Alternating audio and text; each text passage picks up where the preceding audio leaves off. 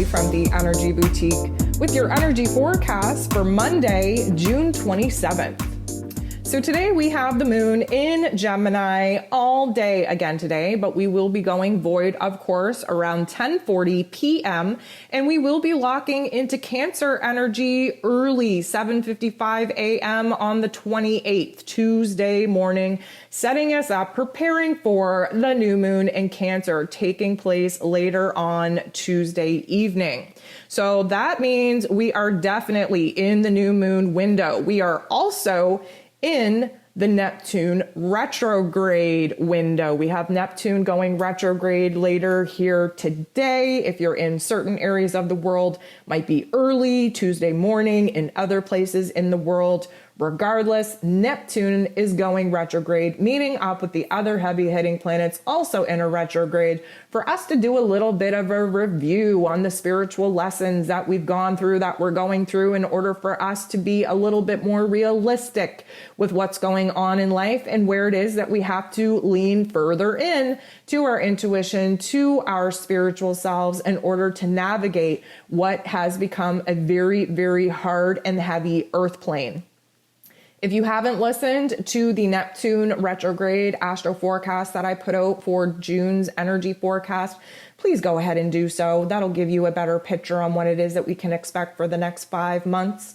And, you know, it is going to help, but just understand that this planet going retrograde just hours before the new moon in Cancer, we're definitely going to be hypersensitive, highly emotional. We are definitely going to feel very dreamlike, very euphoric. If you haven't listened to this week's Ascension forecast, where I absolutely popped off with some amazing rants and raves, I'm going to recommend you do that as well. But definitely check out the last, I'm going to say 15, 20 minutes of that forecast, where I go over the physical symptoms of what we can expect from the energy coming in from the cosmos this week and how that's going to make us feel. So we have 12 different aspects here today, and 9 of them involve the moon.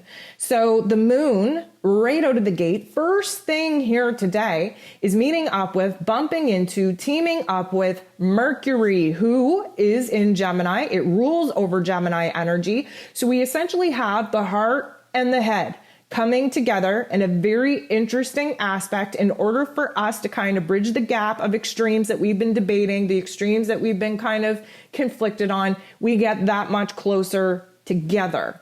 Now, this is a prime time for new epiphanies for our emotions, our new thoughts, our new ideas coming through. B, to communicate ourselves with a lot more, I'm going to say, confidence and clarity, trying to articulate some of the inner realm aha moments that we're having and being able to put that into words. And C, this is an opportunity, again, for us to have amazing intuitive insight coming in.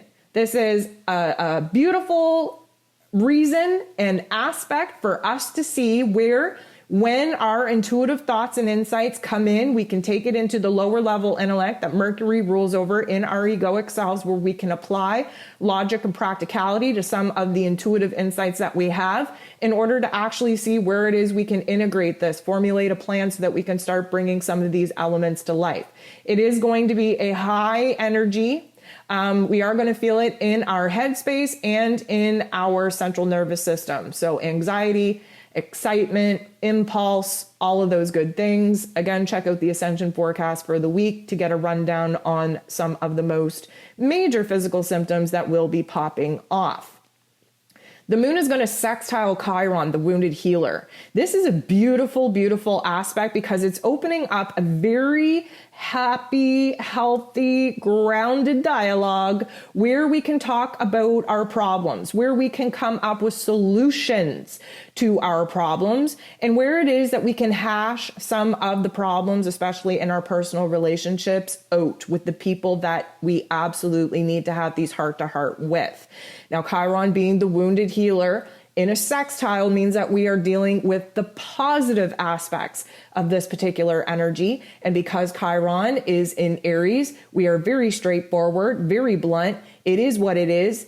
Cut to the chase. We're not going to let past situations, really kind of damper our motivation and inspiration to be better.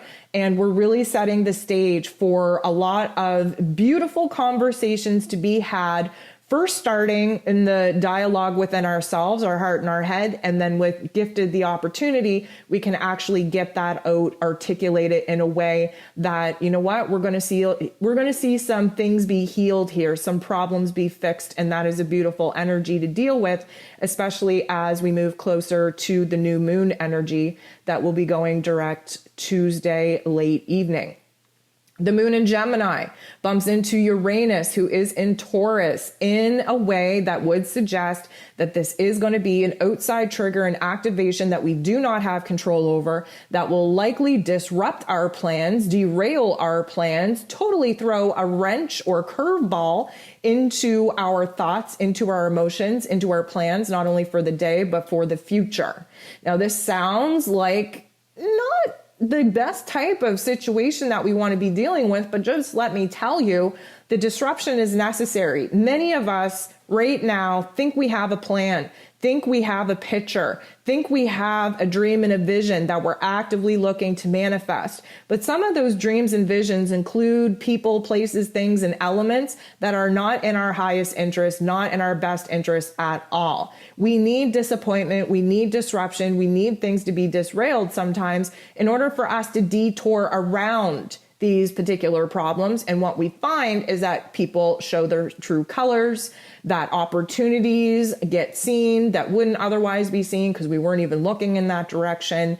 And basically, we recognize that, you know what, this detour was actually a pretty good drive. You know, we learned a lot on this detour. It still got us to the kind of the same destination, just with some fine tuning. So we just want to understand that this may create a little bit of an emotional, chaotic state. But again, we need to use our emotions and recognize that when chaos ensues, it means that clarity is just around the corner.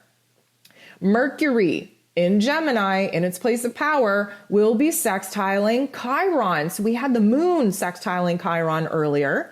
Now we have Mercury sextiling Chiron.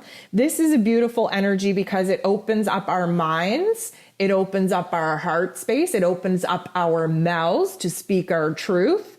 It opens up a curiosity in order to come up with some solutions to further provide a plan to some of the situations that popped off earlier. It's showing us in our mental plane where it is that some emotions are definitely asking for our attention, where it is that opening up our mind, doing things differently, having that conversation, opening up that dialogue can lead us to a place of healing. Chiron, as you know, is the wounded healer. We have the wisdom, we have the resources within us in order to heal every single wound that we have. We just have to bring it into our consciousness. And Mercury, who rules over the lower level consciousness, our ego experience, is really in Gemini energy trying to debate certain extremes out. So we very much have one foot in intuition, one foot in logic. We have one foot in the here and now. We have the other foot in the future or in the past. This particular energy being so divided is meant for us to debate it out, to find a balanced perspective, a balanced understanding, a balanced compromise within ourselves, within our personal relationships, so that we can move forward in healing certain aspects that obviously had our attention through pain and suffering and uncomfortability. The moon is going to bump into Jupiter in a beautiful way that suggests that we are optimistic, we are confident, we are seeing the bigger, brighter picture, the bigger, brighter vision. We're feeling good. We are plucking out the silver linings. We are feeling connected. These are all good vibrations that may not last as long as we would like them to last, but it's validating that we are seeing progress, that we are seeing healing take place. We are seeing the beginnings of something new take place. And this is just the emotional validation that we need at this point, because many of us, again, have been feeling very hopeless, very powerless, very out of control. This is a validation that, you know what, things are moving, things are vibing. We see things going in the right direction. Now, just be cautiously aware that Jupiter, being the great magnifier, tends to turn the volume up on whatever it is that we're thinking and feeling. And although this is a good vibe, we could overdo it. We could be overly excited, overly positive, overly confident, overly optimistic, and really set ourselves up for disappointment later when we got to come back down to earth and be a little bit more realistic.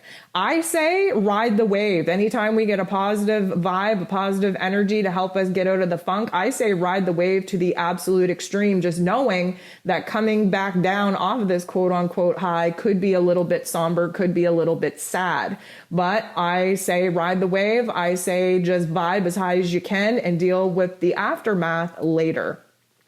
The moon is going to bump into Pluto in a very positive way. This screams of transformation. This screams of regaining power and control. This screams on realizing emotionally and mentally where it is that we are bossing up, we're unleashing a different level of our inner warrior in order to bust through the challenges and the obstacles that we are currently being faced in order to stand tall, stand proud, to realistically fight back, to realistically take our power back and start creating the kind of life that we want to be living in.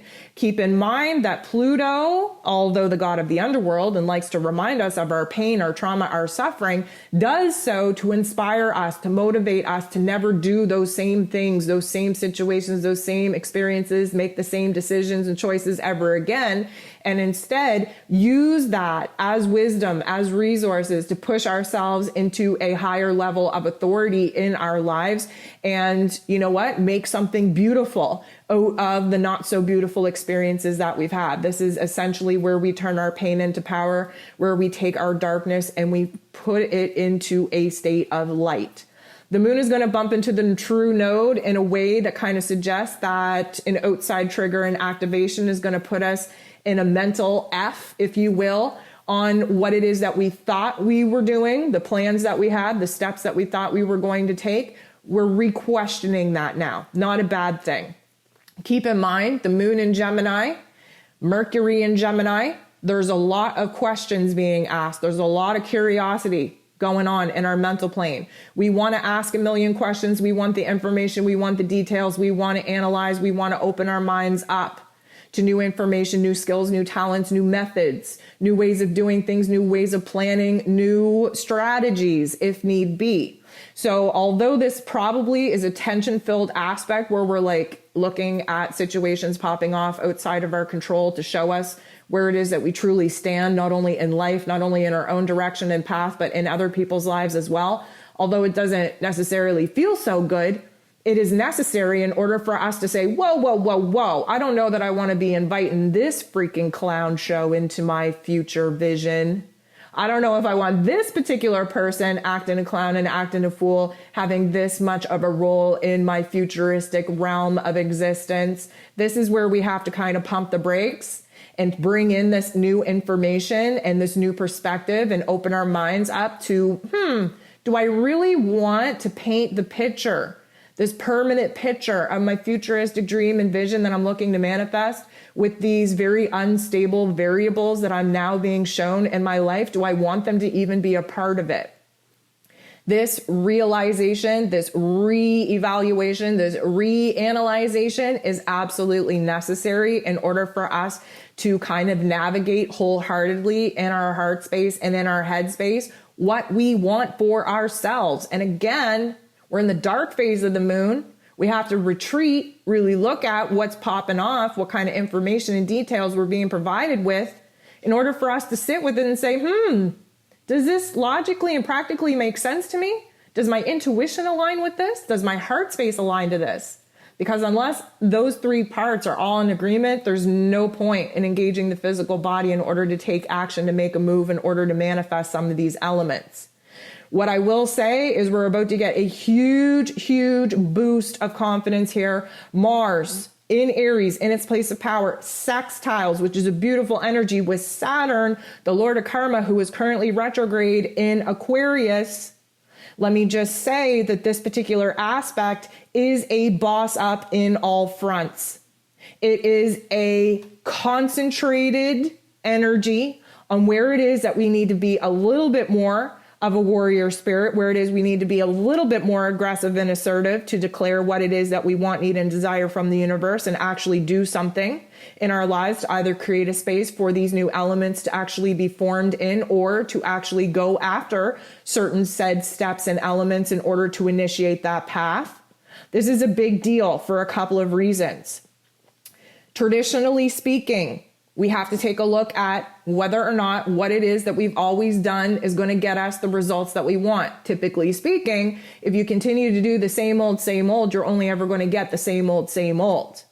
We have to understand that although we have big dreams, we also have to be realistic. This is where Negative Nancy comes in from the Lord of Karma himself to say, are you being realistic? Are you being modest with your dreams? Because we have Mars over here just hopped up on steroids, just busting at the seams, thinking that he can take over the world, which isn't a bad mindset to have. Sometimes we need to have that over exaggeration of confidence in order for us to get our asses in gear and get us out of our funk. But then, Saturn kicks in, Father Time, right? Like, have you learned your lesson? Are you ready for this amount of gift and reward? There is I would say, a maturity that Saturn wants us to learn, a thoroughness that we have to learn through different tough love life lessons. He's retrograde. He's showing us our past situations and scenarios and where we can learn from that and do things differently this time around. We have to understand that Mars in Aries is not only foot on the gas, he's hitting that nitro button. He just wants to go forward. He wants to get there in 2 seconds flat. We got Saturn over here, 2 feet on the brakes and the arm on the Jake brake, making sure that we ain't moving even close to as fast as Mars in Aries wants us to go. Now, one would say, okay, well, this particular situation is only going to create smoke. We're not even going to be able to see around us. We're just going to be burning rubber, burning tires, creating a whole situation that we're not able to see through. What we have to realize is that we got to take the foot off. Well, first of all, let's stop with the nitro. Okay, let's just not even make that an option. Let's just be reasonable and modest here with the acceleration that we need to take. Let's just say, for instance, that we take the finger off the nitro. That's Mars, right? Mars is compromised. Okay, I won't even hit the nitro. Saturn's compromises. Okay, I'm going to let go of the Jake brake, right? So now we just got foot on the gas, foot on the brake. That's an even keel.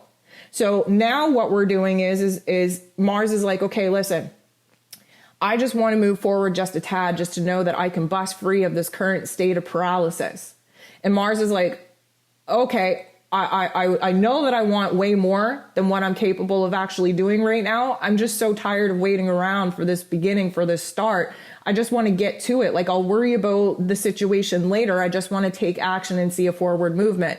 Saturn's over here saying, okay, but if I let go of the brake right now, y'all just going to blast forward willy-nilly. You can't see through the smoke. You're going to end up hitting somebody or crashing the car. I'm going to slowly release the brake. And I want you to slowly release the gas. And if we can get along and if we can go at the same rate, we will slowly make progress that is safe and stable, and that will get us to our destination. The problem is we have to balance that energy. This particular aspect is really encouraging us a sense of responsibility because of the Saturn element. He's all about roles and responsibilities, especially in Aquarius energy. He is more focused on the roles and responsibilities that we have to rebuild and restructure society, or the collective, if you will. But Mars is over here. He don't really care. He just wants to move forward in his own path. He just wants to be direct. This is, I'm going to say, a lovely opportunity for us to really gauge how much emotional and mental discipline that we have. We have to pace ourselves correctly in order to actually see an end goal. One of the downsides of Mars being in Aries is that we tend to burn ourselves out long before we ever even get to our destination. And one of the downsides of Saturn is that we go so freaking slow that we don't even realize that we're making any progress. So it would be nice to just, get organized, get in alignment, and let this aspect be a positive one to boss us up, to concentrate on balancing these energies so that we can make slow but steady progress forward. So the moon is going to trine Saturn right after. And this is a beautiful energy as well, because the moon is our emotions. And after Mars's little kind of standoff with Saturn, and we recognize where we need to slow our roll in order to actually make steady and productive progress moving forward, our emotions are like, you know what? Nope, that's good. I feel the weight. I feel the weight of responsibility on me now. I understand why I have to slow my roll. I do want my futuristic dreams and visions to work out correctly. So I am going to have to go at a snail's pace. We're almost meeting ourselves in the middle, if you will. And it's a great testament to our emotional and our mental balance at this particular point. The moon, though, is going to sextile Mars right after, and this is where we can get fired up in both the right ways and the wrong ways.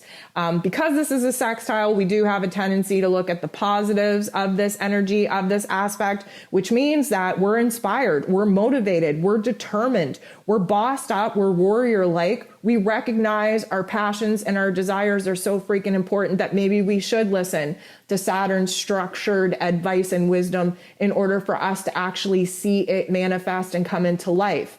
Now, the negative side to this, if you weren't so good in balancing these energies and you do have a tendency to unearth the shadow part, this is going to lead to frustration.